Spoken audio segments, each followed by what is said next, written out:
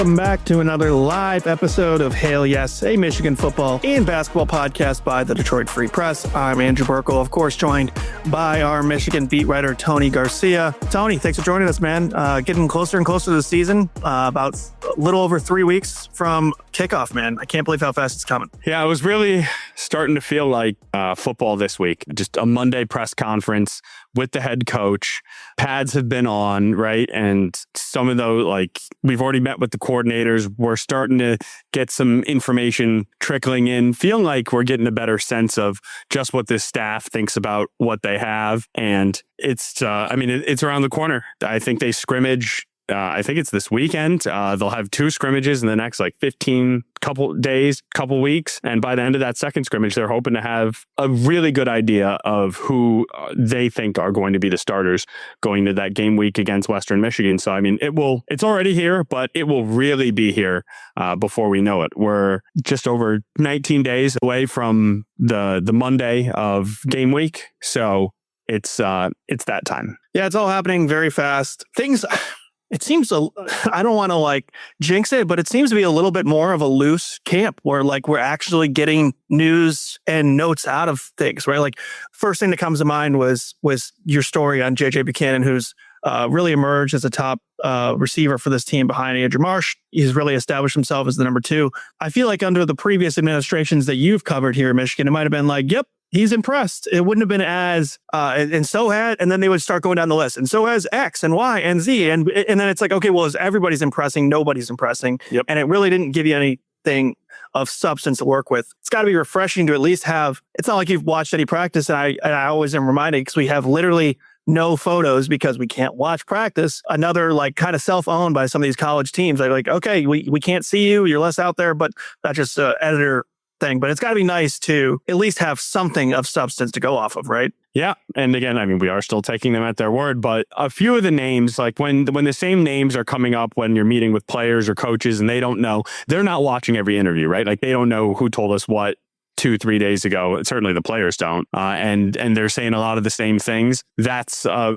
pretty good sign that, all right, this is definitely something to circle and make note of. And with JJ Buchanan, we'll get into it later, as I know today we're going to do a whole offensive depth chart and just some thoughts about each of the positions. I'll skip a little bit ahead and talk with him. I mean, I don't know if I would even call him a 2 to Andrew Marsh. Last year they were calling Justice Haynes and Jordan Marshall 1A, 1B. I mean, the way Kyle Whittingham was talking about him, yes, Andrew Marsh is the number 1 guy, but they are really high on JJ Buchanan, extremely. Yeah, and that's a new feeling around these parts as well, right? It hasn't been a lot of wide receiver depth the last few years, as you've chronicled extensively, just how much that's been an issue for Michigan over the last few years. And if nothing else, it seems like that's trending in the right direction as far as getting some more dudes and really 2 people separating themselves. I guess that's kind of been the thing, right? Outside of Marsh last year, it's not that Michigan hasn't had a few talented receivers, but it's been a lack of separation between the rest,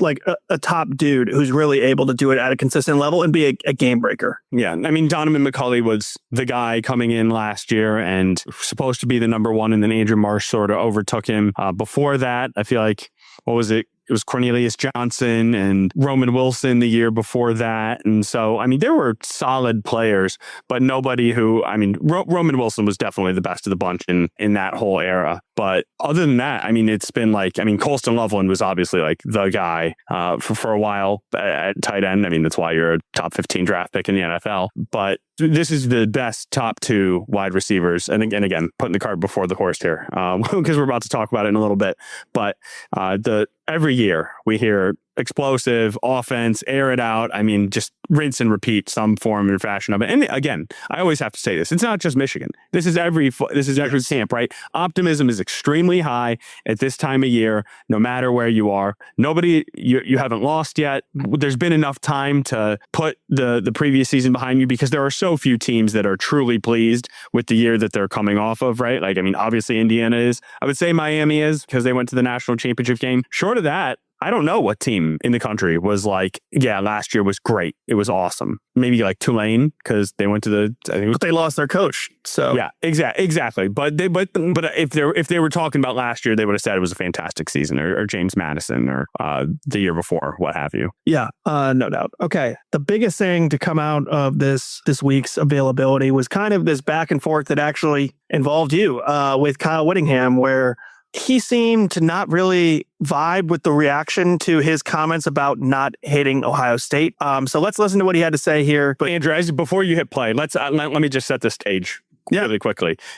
When we spoke to Kyle Whittingham in Chicago at Big Ten Media Days, he was asked about by some of the local Ohio media who stuck around for the one day after Ryan Day spoke, just about the rivalry and his thoughts. And essentially he said, like, if I said I hated Ryan Day, like, I'd just be making crap up, right? He's like, I don't think that they're like, that we need to hate them. That's just not how, like, that's not the vibe I think we need in order to win the game. And then people really took it and ran with it about, oh, like, how much does he get this rivalry? Like, yeah, like, is there enough animosity there? Or like, is he really grasping it? And so I just wanted, now that it had been almost 2 weeks, I think it was like 10 days, 11 days after that, I just wondered what his thoughts were, because I'm sure he saw the discourse around it. And I mean, I wasn't looking for anything in particular, but just like, what did you think about the way that your comments went over with the fan base? I think that's sort of the setup here. All right, let's hear it. When you think it's the best chance to win them all for, want to beat them worse than anybody,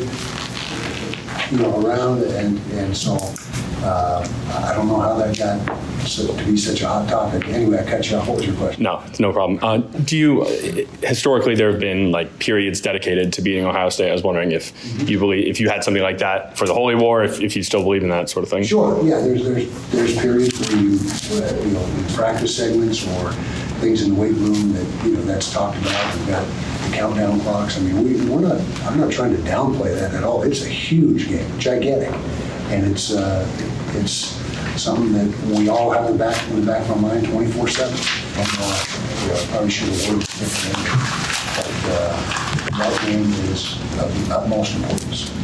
All right. Hopefully that he speaks very quietly. In case others can't tell. So that's the only issue when you're recording off. But don't blame us. Don't blame us. Yeah.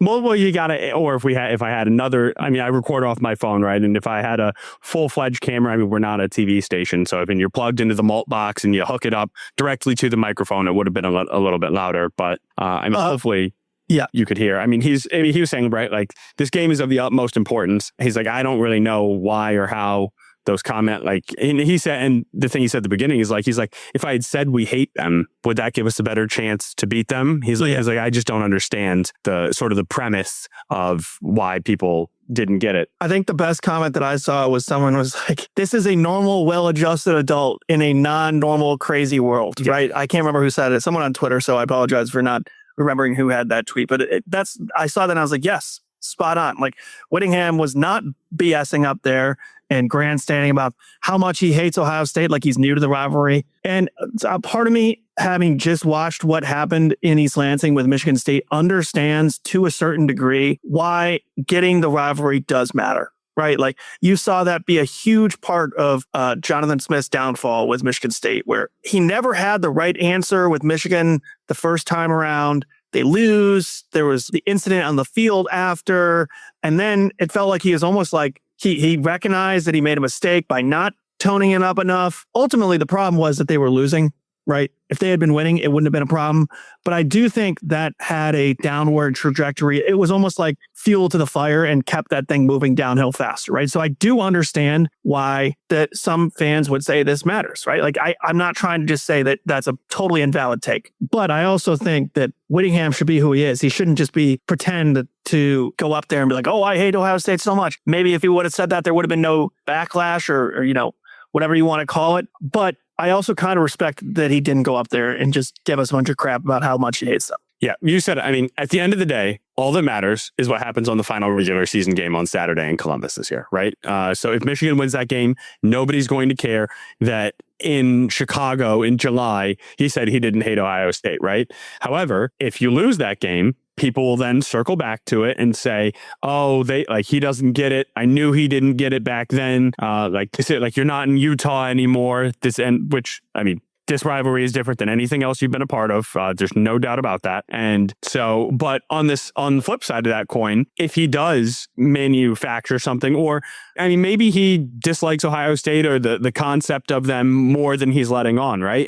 But we've seen Bryce Underwood last year talk about like, I'm going to own Ohio as long as I'm here. Ohio State's not going to win a game, and then that backfires, and then you lose year one, and it's like, oh, like look how arrogant, or like, oh, the bulletin board material that Ohio State must have had, right? It's a very fine line. I don't know how you properly walk that line. I think he did on Monday. He's like, look, I want to beat them as much as anybody, right? Like it is of the utmost importance. We know this is the game. There's no doubt about that, right? And I mean, for me, that's kind of where it starts and ends, right? Like, and all that matters is whatever happens in Columbus this year. Jim Harbaugh had different tones about that game, right? Like he sort of played it down early on and as just another game. And then going into that 21 season, right, he says, we're going to beat Ohio State or we're going to die trying. And obviously that's when they flip the rivalry. They win the final 3 games with Jim Harbaugh at the helm. But I don't know that they won it because he said he didn't want to beat them more in 21 than he did in 19. Yeah. He just knew his job was on the line with this Ohio State game. He went 0-5 in the first 5 games, and it certainly would have been 0-6 had they played that 2020 game where Michigan's 2-4 and Ohio State wins the COVID national title, right? Well, the thing is, too, that coaches, as much as they hate this stuff and hate the rivalry stuff and hate having to have these conversations, like they also do play into it. And it's not Whittingham's fault, right? He wasn't here. But like, I remember a lot of the coverage post 2021, 2022, and a little bit of 2023 was how much of an increased importance Ohio State had, or Michigan had put on the Ohio State game, right? Like there was a lot of talk about, oh, everything's become about Ohio State again. Before that, it was like you said, they were like, oh, well, you know, Jim Harbaugh doesn't treat it like it's a different game than it is. And so much of the results ended up playing to those different strategies that again, it's like, is there causation? Is it correlation? I can see why fans would feel that way, right? Because the results were so in that way, right? Whereas like Michigan at first was like, oh, we don't care. And then they were losing. And they're like, oh, you know what? We're putting increased importance. They start winning, right? Like, did it actually impact it? Who knows? But I can see why a fan would get there. But I also, at the end of the day, don't think coaches do themselves any favors because sometimes they just lean into the cliches and then it becomes a narrative that fans latch onto, right? Yeah. But also those teams were better, right? Like you're winning games with better teams. And so, I mean, if there was a right way to handle it, everybody would do it. But one team is going to lose that game every year. If Ryan Day came out and said, our sole focus, our number one objective this year is beating Michigan. We'll figure out the Big Ten stuff. We want to make the CFP and have it, but we really need to continue the momentum of 24 and make sure that we're starting to take over the rivalry. And if Kyle Whittingham came in and said, you know what, like there's ways to go with this program. We're still implementing our systems, but it would be a successful year this year if we beat Ohio State. Well, one of them is going to have egg on their face, right? Because they can't both win the game. And so it's not just about what you say, but you do want the fans to go into the game or go into the season with a sense of like, all right, the guy leading my program gets it, right? And so maybe we won't win that game, but it's not going to be for lack of desire or trying. And that was the last thing Kyle Whittingham said. He's like, I don't want this to be misconstrued as we don't have the desire to do this. He's like, we do. He's like, and like, there's still going to be periods in meetings, in practice that are dedicated to Ohio State, he said. And so it was getting a lot of buzz, it was getting a lot of talk. And the closer we get to the season, the more we're going to need to continue to ask about the depth chart and injuries and how the team's looking going into week 1. It was the first time we met with him since he made those comments. He had a little bit of time to sit with it. I just wanted to see what he thought about all the reaction. Well, I don't think you have to defend your question because your job is to be the voice and the questionnaire of the fans sometimes, right? Like, and clearly college football fans, it was hard to tell if it was outside the Ann Arbor realm or if it was just kind of the college football universe in general, kind of making this a whirlwind of news. Either way, clearly there was a visceral online reaction and your job is to ask questions about that sometimes, right? So I don't think you have any defending to do about that whatsoever. Obviously, there was other stuff asked during that press conference as well. On Monday, we're recording on Wednesday. I'm not sure exactly when this will get on your podcast feed if you're listening there, but what was the latest coming out this week as we get within under 4 weeks? What is it, 22 days, 24 days, somewhere in that range? Yeah, I would say some of the main sort of hitters that I took away from that were, and I won't leave the JJ Buchanan stuff for when we break down the depth chart, but he was asked not direct by name about Ernest Hausmann, although there had been rumor floating about a potential reunion with Ernest Hausmann in Michigan. And so he was asked about if there's any players from last year's team who could have a fifth year of eligibility who they're talking with. And he said, not at the present. He's like, it's been cleared up somewhat, but in terms of the rulings and how teams are allowed to bring people back. He said, but right now, there's really nobody that we are actively working on trying to get back into camp or back with. So he didn't say actively. He did say not at the present. So the door is not 100% shut, dead bolted, locked, but it did not seem like there's going to be a reunion with Ernest Hausmann.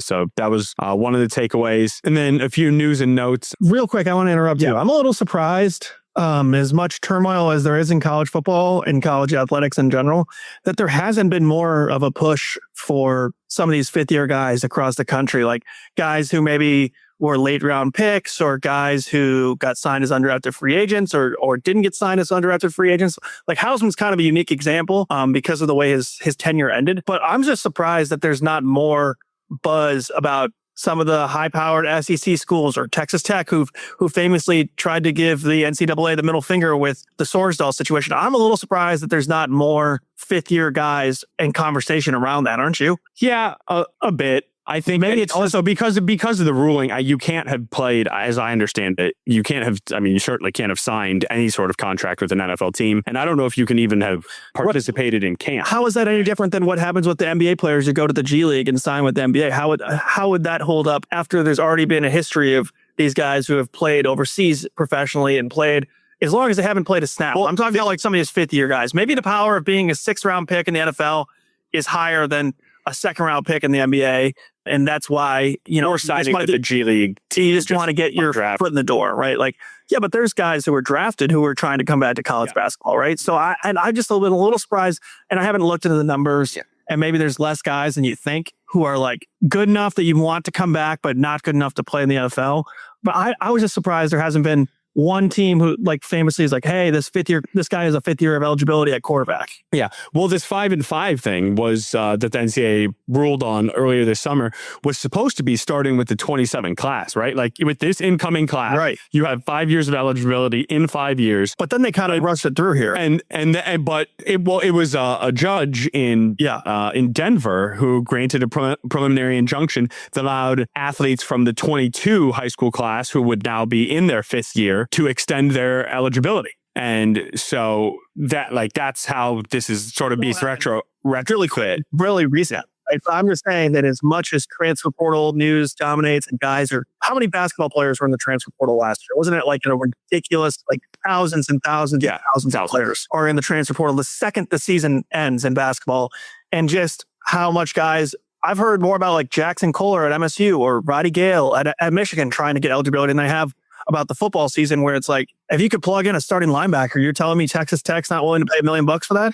Yeah. Well, I also think, there's 365 teams in college basketball in Division I, and there's 134 in football. So just the pot of the player and the NBA, it's so much harder to make the NBA, right, than the NFL. There's 60 picks versus 250. And so there's more players with fewer spots at the next level, which leaves this big middle ground of people for college. The rosters are 10 times the size, right? It's 100 versus essentially 10 to 12, right? Like how many, isn't it 12 scholarships in basketball, right? So 15 now. 15? Okay.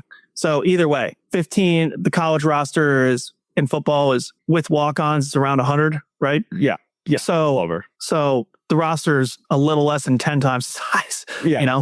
No, it is. So that's why. But some of these guys, you had to have been a fourth-year senior last year who left, who already wasn't coming back, right? Like the amount of people who it fits. I guess there's probably a lot more redshirters in football than basketball too, right? So that they'd already be out of their fifth year. So yeah, maybe that's and here, let's spin it forward. One way before we get into the depth chart, one way this really affects teams. I mean, I think the person on staff at Michigan who's most fired up about this is Kerry Coombs, the special teams coordinator, right? Because so often you could have a guy who is like a great athlete and could really help change the game even as a freshman on special teams. But historically, it's like, all right, which 4 games are we going to play this guy in so we can preserve his red shirt? So next year as a sophomore, we still have 4 years of eligibility. That red shirt is gone, right? Like playing is playing. He's got 5 years from the moment after he turns 19 or he finishes that senior year of high school and steps on campus. 5 years, that clock starts then.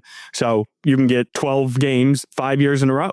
And special teams is one place where I think that you'll really see some young players playing who wouldn't have otherwise. Yep, no doubt. Well, Tony, I have an embarrassing thing to admit. I'm looking down at my computer battery life, and I'm on 20%, and my charger is upstairs. So can you carry us for a few seconds here, take us to a break, and then I'll be back, and I'm going to give myself a 30-second clock. Okay. We'll start it. Ready, go. All right. So embarrassing stories about Andrew. No.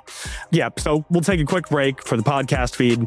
For the live feed, we'll be back in a couple seconds and we'll start breaking down the depth chart. So don't go anywhere. This is Hail Yes.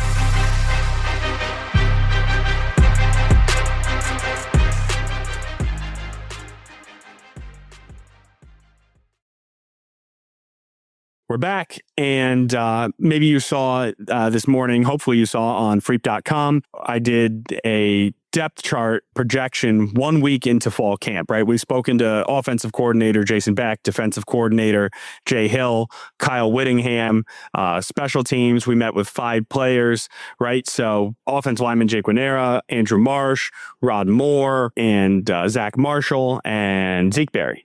So people from all over the roster, and asking them about guys who are on their side of the ball or who are on the other side of the ball, and getting a better sense of where the pecking order is. We'll start with the big position, the most obvious. We'll probably gloss over that one pretty quickly and then get to the rest of the positions. I'm only sort of out of breath here as I sprint back from getting my charger. So I think I got back in around 30 seconds. So we'll give myself a pat in the back on that one. We got Tony's article pulled up on the screen here to look at the depth chart. Let's run through the quarterbacks first. We'll go in order. Just the offense today. So obviously the starters, no surprise. Bryce Underwood, followed by reserves. Tommy Carr and Braden Fowler Nicolosi. Yep, Braden Fowler Nicolosi. I should probably have put that one down. It's awkward pronunciation on that one. So that's my fault. But anyways, it looks like the storyline here, because Bryce was so obviously going to be the starter. Tommy Carr, we talked a lot about him last week. Sliding in at that backup role is kind of the storyline here. Outside of the obvious, Bryce Underwood is the starter and needs to take a leap, right? Yeah, there's not a ton more to add here. They're pleased with the progress Bryce is making. I don't know that was the case in the spring, so it seems like maybe some of these things he was working on over summer are starting to take hold. One thing I really liked was that Jason Beck was talking about how Coy Detmer Jr. was part of some of the discussions when Bryce went out to Los Angeles to train with Jordan Palmer. They made sure that Michigan staff spoke to Jordan Palmer and they were on the same page about like what they're expecting, what they want to work on. And so there's not too many mixed messages, right? So it's not like one guy has this philosophy, one guy has this philosophy. It's like, here's what we really want to see. And that was good. Andrew Marsh told us that he went out to LA and he was working with Bryce there as well. He was one of his wideouts. So that's a good sign. He did sort of joke about how he was 1 hour late from meeting Joe Burrow. It was the day Joe was there, or one of the days he was there, and Andrew Marsh showed up 1 hour after he left, so he did not get to run routes for Joe Burrow. But after that, it's about the backup, and ideally you don't need a backup, but in the moment you do, that's when you really care about who it is. And for right now, it's still Tommy Carr. I look forward to speaking with Jason Beck or Kyle Whittingham again, certainly after a scrimmage, to see how they think these guys are sort of stepping up or separating themselves. One of the things that Kyle Whittingham said is, he said historically, it's right around practice 10 in fall camp, which is right about halfway, a little before halfway, where he starts to see some separation and some guys are standing out and sort of putting their claim on various spots on the depth chart. And when we spoke to him Monday, That was practice 5. So I don't have the exact practice schedule in front of me. So either today will be 6 or 7. So by the end of this week, through this weekend, they'll be at that 10 practice mark. So it's coming up where they will start to have some idea of who's going to be where.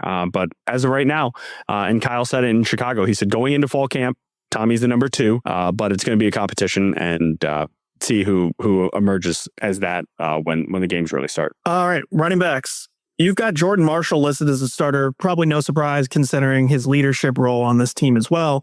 Savion Hyder, probably not far behind, and Bryson Cusdall, the solid third, proved that he can step in there if needed last year in some big spots, right? I remember saying at the time, like, hey, this is no small ask. And he did the job. He wasn't, a game breaker, but man, do you feel good about having him as your third back? But really what everyone's going to want to know is Hyder, is he the number 1B? Is he the 2? Is he potentially going to get starts by the end of the year? Like, what can you tell us about that situation? Well, I mean, in theory, Michigan has some 2 running back packages. So if there was a game where that was their first look on the field, Savion Hyder could start immediately, right? Like he would be that second guy. But I would expect it to be Jordan Marshall until something really shakes up. You don't want it to be an injury, although Jordan has been banged up through his first 2 years in Ann Arbor. Obviously, is the shoulder late last year. And I would say it's more of a 2 than a 1B, but Savion Hyder is going to get touches, right? Like I think Michigan is probably looking to get Jordan Marshall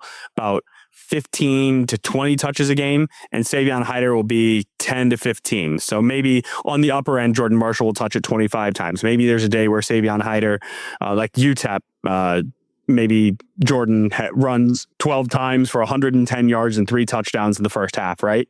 It'd probably be pretty much Hyder and Cusdall for the whole second half. There would be no reason to trot Jordan out there again. But I talked to Tony Alford this summer, and he said that Savion is going to play. He said stunned. He said, I would be stunned if he is not a major part of our week 1 game plan. So it's not if, it's when Savion makes an impact on this team. And if you just look at how Jordan was used last year or how Justice was used last year, right? Only 2 games that Jordan had more than 20 carries. He never had more than 25 carries. And the most carries he had in any 2 back-to-back weeks combined was the weeks against to start November against Purdue and Northwestern. He ran 44 times in 2 games. So that's 22 carries, on average, 22 carries a game. And that's right around, I don't see them wanting to move it up any more than that. It was 14 against USC, a game where Justice Haynes started and then hurt his abdominal section, so he started taking over. He ran 15 times against MSU, although Justice Haynes was also involved in that game as well, before he broke his foot in the 4th quarter. And so Mike Hart, there was a game where I think he ran 54 times once, right? Frequently he would run 35, 40 times. Nothing like that is going to happen. 25 is probably going to be the cap, unless it's the Ohio State game and you're in good position and you're salting one away, or maybe Oregon, right? Like those big games, if he is our best chance to win, they'll put some more workload on him.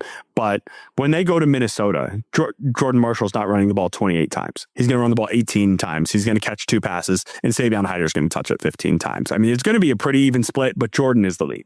Even if Savion Hyder wasn't who he is, 5-star guy, like just look at football across the different leagues, the different NFL, college, wherever you want to look.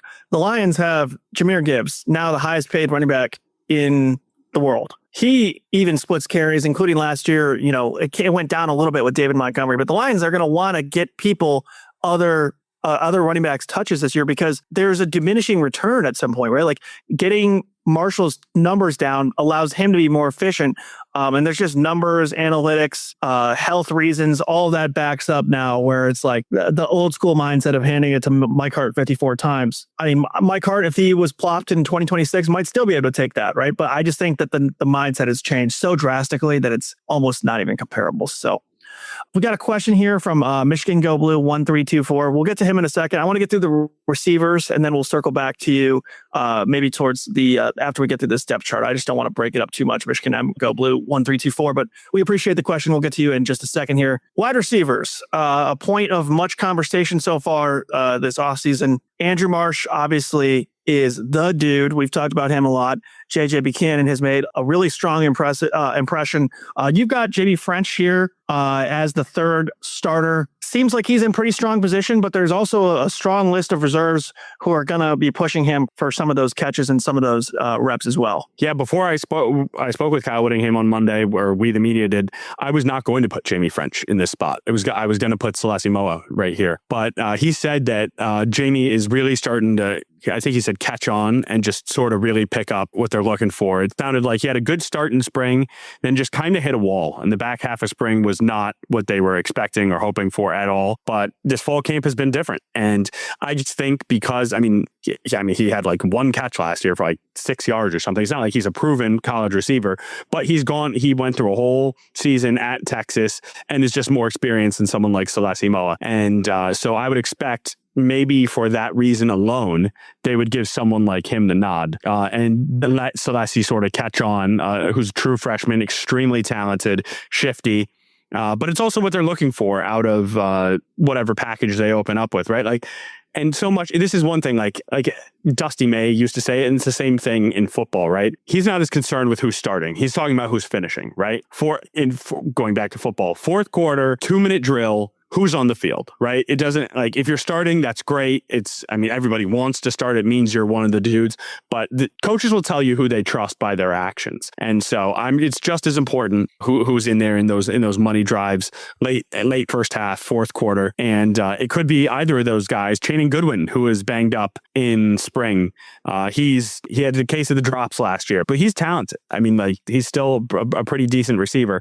I'm not going to say, he's not some top flight Big Ten receiver, but as a third, fourth, fifth guy on the depth chart, you could do a lot worse. He made some plays last year. Channing Goodwin, no, he did, and so I think that to your fourth quarter point, I actually think that Andrew Marsh is the perfect example of that, because in football, it's actually more so to me who's starting by the end of the year when we're doing these projections. It's like, okay, who's going to be playing in the Ohio State game at the end of the year, or the Oregon game at the end of the year, who's starting that game, or who's coming in and getting big plays by then, because the development track for a lot of these young receivers, it takes a minute at first. That speed seems to be a big adjustment, because look at Marsh.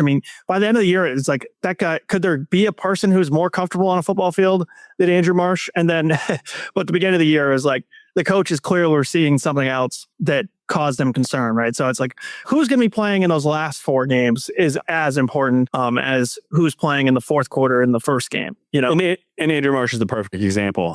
He had one catch. It was a 30-yard touchdown against Central Michigan through 4 weeks. Michigan has a bye. And then from weeks 6 through 13, I think it was, he had 611 yards and 3 touchdowns and 44 catches. He had the most receiving yards of any wideout, I think, in the Big Ten in that stretch, in those 7-8 weeks. And so, he really emerged. It was like 75 yards a game plus. And obviously that massive game against Northwestern really helped those numbers. But you hit the nail on the head is the point. All right. Do you want to take, let's take Michigan Go Blues question now, and then we'll get to the rest of the roster. So he wants to know if we have a prediction for the Oklahoma game. So this time, returning the trip to Ann Arbor are the Sooners. It's still weird to say Oklahoma and SEC, but a Big Ten SEC showdown, and one of those games that will matter as we talk throughout the entire season when we're comparing which conference gets which teams in. Well, Michigan beat X, Y, and Z, and since they beat Oklahoma, does that put them ahead of Texas, who lost to Oklahoma? These games have so much importance early in the season. Didn't we look up the spread last week? Isn't Michigan a slight favorite? Michigan by 2.5, yeah. Yeah. Never too early for a prediction. So you got one for us here? Yeah, it's almost a little too early for the prediction. I'm not trying to get out of it to Michigan Go Blue 1324. I think we're going to do a show on this in a couple weeks. Right now, and I would probably lean slightly Oklahoma from just an experience factor. But of the big four, put it this way, of the big 4 games of Indiana, Oklahoma, Oregon, and Ohio State. I would say Oklahoma is the game that I would feel the best about Michigan's chances in, even if it is early in the year. And I don't even feel a little better if it was a few weeks later. Obviously, you get them week 2, so there's nothing you can do about that. And you feel good about being at home. You shouldn't have to put too much on tape against Western. It could be a pretty vanilla game plan and still come out of there with a win. But the idea of Brent Venables having already seen Bryce Underwood and then now getting to see him again, knowing sort of what worked, what didn't. Oklahoma returns, I don't know if it's their whole defense, but it is so much of their defenses. I was just reading the other day how loaded this Oklahoma defense is going to be. Their defense is really elite. And I think elite to the point where I don't think Cole Sullivan, Michigan, who was a standout linebacker for Michigan last year, transferred to Oklahoma. He's not even a shoo-in as a starter. I saw he's competing to start. That makes that move baffling, that if that's true. I mean, that was a whoopsie on his part. Yeah, no, for real. If he doesn't think about how much Michigan could use a Cole Sullivan right now. I know. Well, that's what I was going to say for my prediction, actually, is that John Mateer versus those Michigan linebackers in the scrambling game. I mean, I feel like that's where the game's going to come down to, right? Can they contain his legs and make him a pocket passer? Because last year, Mateer, I think we ended up saying that I think I ended up predicting he was going to be a Heisman winner out of that Michigan game last year, right? So if he comes into the big house and dances all over that Michigan defense and the linebackers struggle, it's going to be the first real test for that unit that is the biggest question mark coming in, right? No, it is. And then, they added all types of talent on offense too. Hayden Harris, the tight end, transferred in from Ohio State. Trell Harris comes in from Virginia. He had 850 receiving yards last year or something. Parker Livingstone, who Michigan fans saw with Texas in the bowl game, he is now at Oklahoma. And also that's 2026 college football. Going from Texas to Oklahoma is like going from Michigan to Ohio State. Right? Yeah. And so, or vice versa. And so they added a ton of talent. John Mateer, you're right. After week 2 against Michigan, I think he was leading the Heisman talk and polls before he got injured. And he really wasn't himself the back half of last year. So right now I would lean slightly Oklahoma, but as you'll see with the rest of this Michigan depth chart, I think we're very high on the running backs. I'm as high as I've been. This is my 5th year covering Michigan. This is the highest I've been on wide receivers going into the season. I think the offensive line, which we're about to touch on, should be much improved. So this is absolutely a game Michigan could win. But if I had to pick right now, I'd probably lean Oklahoma. Yep, same. And when you say could, they're actually favored, right? So I think they're on some level maybe expected to win, right? But at least by the sportsbooks odds. So that's still, I think that's that early in a new administration, it's a tall ask, right? And sometimes these preseason lines are not reflective of what it will be. We talked about this last, you're trying to get. If Oklahoma comes out and smokes somebody and Michigan barely squeaks by Western, then all of a sudden very easily that 2.5 range could easily be Oklahoma by 2.5. But yeah. Real quick, I want to share something funny. I was looking up John Mateer as we were talking. Something must have happened. I think he must have posted a thirst trap or something on Instagram, because the first 2 articles, first one right here, will John Mateer's added muscle make him a worse quarterback at Oklahoma? That down here by ESPN, swole ball game. Should quarterbacks be jacked? An ESPN investigation. He must have posted some type of absolute tarps off picture that got the people going, because why is there so much conversation about him being jacked? Because he was already a pretty big dude last year. He must have added some serious guns to this offseason. Yeah, no, and that seems to be going around. Julian Sayin, I saw a picture of him, the Ohio State quarterback, and he's much bigger than he was last year as well. I wonder if he's not part of that ESPN investigation. But I just thought, unfortunately for Michigan, that is funny. Bryce came in jacked, right? He's always been swole. So. Yeah, I don't think that was a problem for him. No. Anyways, okay, we can move on. Let's take a look at the tight ends. Let's see if this will switch over. Let's share this tab instead. Can you see my screen now? Tight ends. Starter, Zach Marshall. Reserves, Hogan Hansen, Deacon Tonielli, Eli Owens, and Jalen Hoffman. It's going to be, looking at this group, I think there's going to be a little bit of all these guys, at least the top, whoever establishes himself the top 3, in a Jason Beck offense, there's a lot of room for the tight ends to succeed, right? Yeah, there is generally. Last year it was Dalton Bentley was Utah's second leading receiver who was a tight end, and so it can happen. I think Michigan is so talented in the running back spot and the wide receiver spot. I don't expect this to be a tight end heavy. Really? At all this year. I don't. Wow. Okay. Eli Owens and Jalen Hoffman are sort of built in the Max Bredesen mold, right? Like, I mean, these are H-backs. These are guys who are there as an extra offensive lineman and an extra blocker. I mean, Jalen Hoffman is the guy who famously caught like an 87-yard trick play from Bryce Underwood to end the first spring game last year. So, I mean, he can catch the ball and run. I mean, that was a long pass, but that is not his MO, so to speak. Hogan Hansen and Deacon Tonelli are really receiving first tight ends. Michigan's been high on Hogan Hansen for the past 2 years, and they really expected him to factor in alongside Marlon Klein last year. And he was just battling one injury after another. He's said to be, we met with him in the spring. He said he feels a lot better this season. Hopefully that's still the case now that with fall camp. But the reason I picked Zach Marshall is he got a lot of experience last year when Klein went down, when Hansen went down. And this is a vibes guy. I mean, you got to talk to him. He's from California. He is surfer bro vibes all the way. I mean, talking to him, you just really never know what he's going to say.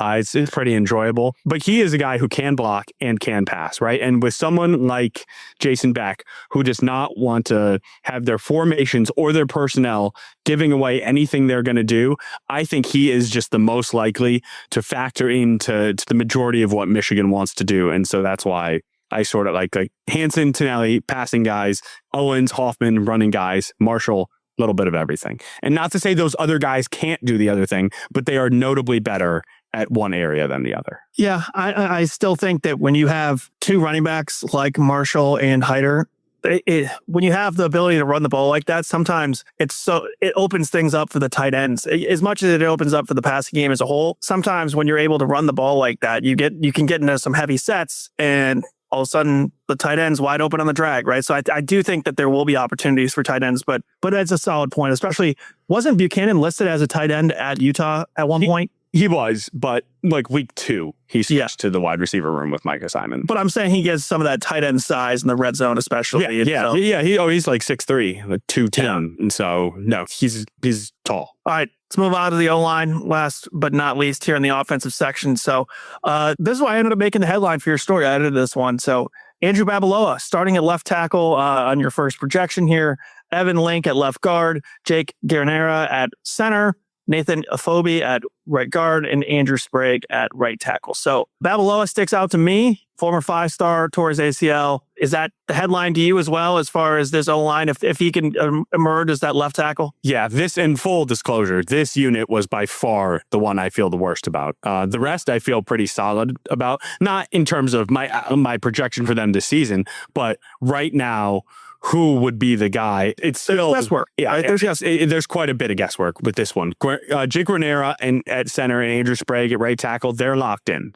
Those two, barring with good health, they will be starting against Western Michigan. The others are just, it really depends. Like Babalola and Frazier are both battling at left tackle, but on Monday, Whittingham said Evan Link, who was last year's left tackle, who they had then slid inside, they said he's getting involved in that left tackle battle, which I didn't really know what to make of that, but either they're not seeing what they want out of Frazier or Babalola. I would doubt that they wouldn't feel good about either of them. But they just want something. They said is like they still want him flexing that muscle. They still want him working those tackle muscles in a break glass case of emergency situation. So I wouldn't look too much into that. That's why I still have Link as the starting left guard, and Afobe at right guard. That's really an experience call, right? Like he's the senior. He is the most experienced player of those interior options. Avery Gash has been said to have a good off season this year. He's from Birmingham Groves, right? And he's been on the roster a couple years, and